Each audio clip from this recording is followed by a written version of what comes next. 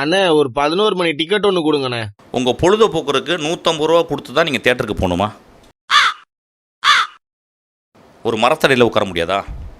ஒரு தேவாலயத்துக்குள்ளே உட்கார முடியாதா? பொழுத போக்குறதுக்கு ஏன் தேட்டருக்கு போகணும் நம்ம?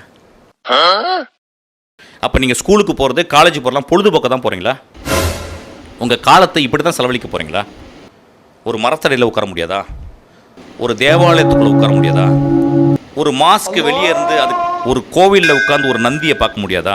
150 ரூபா எடுத்துக்கிட்டு போயிட்டு ஐயா ஒரு இருட்டு கொடுங்கய்யான்னு கேட்குறீங்க.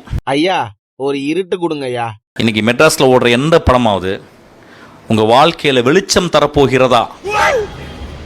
இந்த படத்தை நான் பார்க்கும்போது என் அம்மா விட்ட நான் எப்படி நடந்துப்பேன், இந்த படத்தை பார்க்கும்போது நான் காதலிட்ட நான் எப்படி நடந்துப்பேன், இந்த படத்தை பார்க்கும்போது என் தந்தையிடம் எப்படி நடந்துப்பேன், இந்த படத்தை பார்க்கும்போது என் வீட்டுக்கு முன்னால் ஒரு செருப்பு தைக்கிறேன் அவன்கிட்ட நான் எப்படி நான் வந்து மரியாதையாக பேச போறேன், ஆட்டோ டிரைவர் இறங்கும் போது அவன் முதுகை எப்படி தடவி கொடுக்க போறேன். நீங்க யோசிச்சு போயிருக்கீங்களா? இது வரைக்கும் போயிருக்கமா?